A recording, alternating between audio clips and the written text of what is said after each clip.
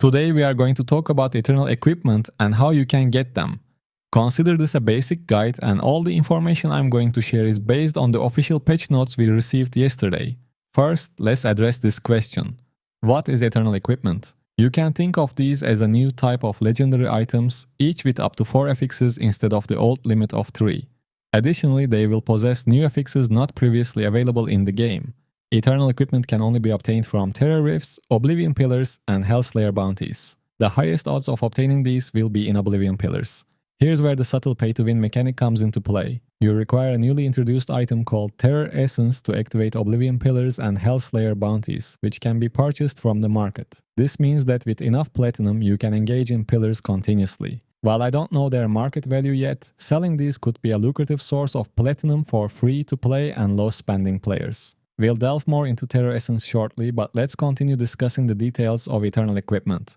These items contain 3 attributes and 4 magic affixes. 2 from the existing pool of affixes and 2 from a new pool of class-specific affixes. By the way, as of today, we don't know what happens to the class-specific affixes when you change your class. Additionally, Eternal equipment can contain cursed or ancestral properties. I won't delve into every single class-specific affix, but I'll mention a few from each class. For the full list, check the link in the description. It's worth noting that how affixes can stack up is mentioned in their description. I believe others won't stack, though we don't have confirmation on that. Furthermore, it's unclear whether these will be affected by the Strife nerf in PvP activities. Now let's explore some of these affixes.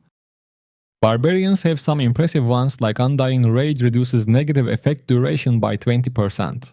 And Wrath of Berserker has a 10% chance to trigger an explosion every 0.5 seconds, causing 14,000 damage to all nearby enemies.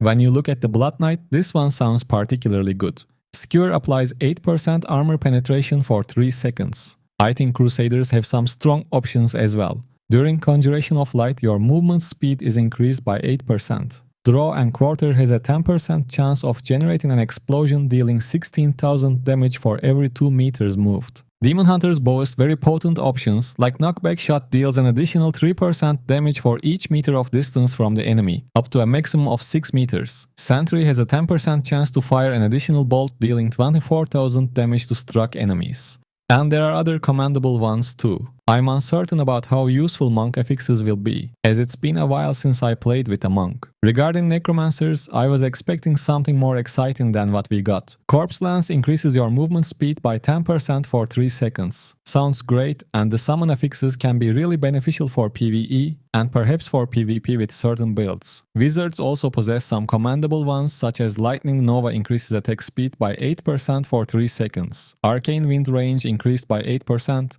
And there are other useful ones too. I've only mentioned a few from each class. By the way, these affixes can also be found on items with 1 to 3 magic affixes that drop from Terra Rifts, Oblivion Pillars, and Hellslayer Bounties. Now let's discuss these new game modes.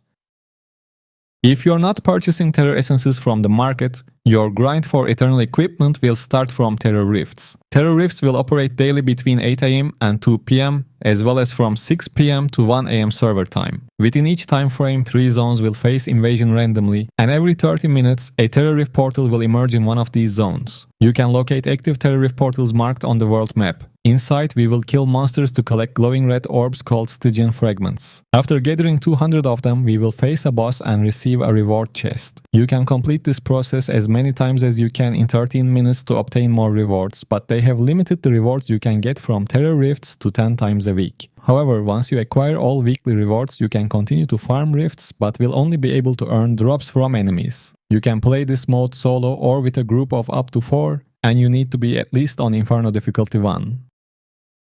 Before moving on to Oblivion Pillars and Hellslayer Bounties, let's talk about Terror Essence. Terror Essence is a crucial item required for participating in Oblivion Pillars and Hellslayer Bounties. You can obtain Terror Essence from reward chests distributed by Stygian Spires. To increase your chances of acquiring Eternal equipment, ensure you always have Terror Essence available. If you find yourself lacking or with excess essence, you can buy and sell it at the Grand Market for platinum. You won't be able to farm a lot of Terror Essences because they are tied to the reward chests you get from Terror Rifts, which are kept at 10. However, you can purchase more from the market with platinum, which introduces a slight pay-to-win element into this new equipment update. As I mentioned at the beginning, these essences might be pretty expensive when the update drops, so selling them in the first couple of weeks might be a good way to earn platinum for some players. Now, let's talk about Oblivion Pillars.